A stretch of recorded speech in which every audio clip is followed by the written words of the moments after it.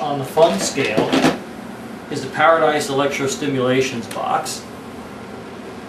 Paradise Electrostimulations is a terrific company.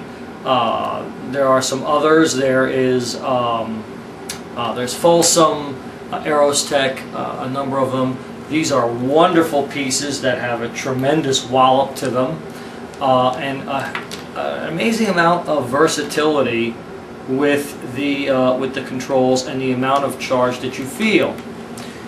This is a battery-operated unit. It can be plugged into the wall. Even if it's plugged into the wall, you're still not getting more than a small amount of voltage and almost no amperage coming through the other end. So you don't really have to worry about electrocuting somebody. But yet that, I'm sorry, what did you call it? Paradise. A Paradise unit? Yeah. That is still stronger than the medical unit that Yes. you were showing before. Oh. Yes. Okay. It delivers a stronger jolt, one that can clearly be felt. It's not so much of a tingle as this one is. Oh, I dropped this unit. This one really can deliver a strong sensation, but also you can vary the sensation in other ways that you can't with the TENS unit. So, for instance, I have this on, and you see the lights blinking. There are two channels, two leads coming out of the box. You can vary the pulse rate. You see that's its pulse rate. Every time it illuminates, it's sending out a jolt of electricity. So if I turn this knob, you notice that the pulse rate begins to increase. And you see it keeps increasing, and finally it becomes continuous. So that would mean just one continuous flow of electricity. Okay. Or like a bunch, if you could put it back just a little bit, like almost like a bunch of little bee stings. You can vary the amount of current, of course, and fine adjustments in the frequency so that the current felt can be a deep pulsating throb, or it can be a tingle, like a bunch of little needles going through you. So I see here you have a piece of, is that leather or rubber there? Okay, here's some of the ways you can utilize a box like a PES or an Aerostech or a Folsom or any of the others. And it's the trick to electrical play is in properly placing the leads and using them correctly on the human body. So, you'll notice we have a bunch of different leads here and they're shaped kind of differently. Okay, for a reason. I'll take this one out of the bag and I'll show you how they run. This is a beautiful stainless steel piece from Paradise. You see the conductive ring around it. You'll see it's fluted. So this could be inserted either anally or vaginally. Okay? Yikes. Yikes is right. Doing that triggers off a tremendous amount of sensations, and you're getting the person where they're most sensitive. So on females, this could be inserted vaginally, or on both females and males rectally. Other forms, on males, because of the external genitalia, you can have a rubber ring like this, and you see the two contacts, positive and negative, coming out into the box.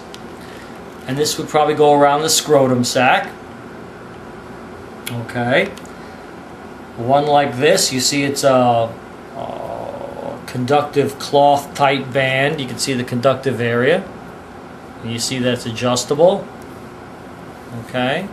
And you can wrap this around the penis, usually around the shaft or the glans near the head, and then by moving this it would lock in place. Okay, and you see it has one lead, and you see this one is a rubber ring, has one lead. This could go around the base of the penis and be clamped tightly, or around the base of the scrotum, and the electricity would flow between these two. And then electricity would flow into this. So effectively, one box is hitting several parts of the body. And with the channel A and channel B switches, and you notice when I push it, it blanks out one channel. you can vary where the current is going, and you can vary how much and what it feels like.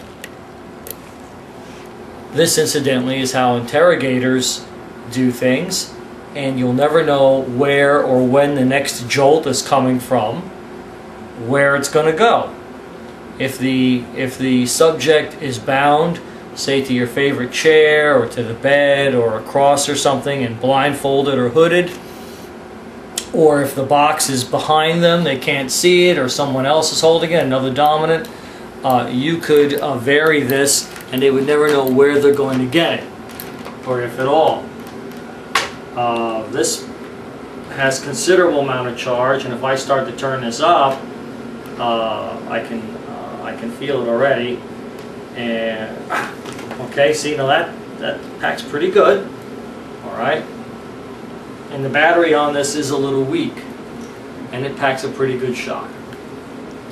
So you can see how we can have fun with these. You can have these all over. You can have this inserted. You can even have two subjects tied together, okay, with one lead in one and one lead on the other, and the electricity will go between the two of them wherever they're touching. That sounds like fun. So yes, it's a lot of fun. If I have a couple tied up, I can shock one and get the other one shocked.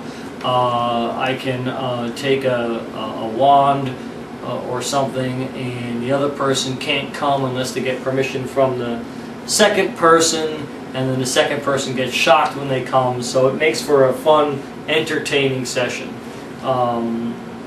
This generates quite a bit of sensation, and you can even have it go continuously with a very mild tingle, and over a long period of time, that very light, mild tingle becomes almost unbearable, even though you haven't turned it up.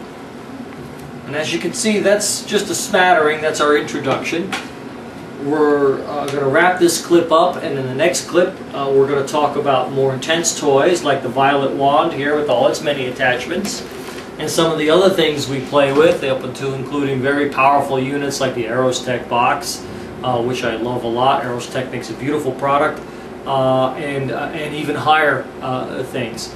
So that shapes up for now in this short clip on electricity, and have fun.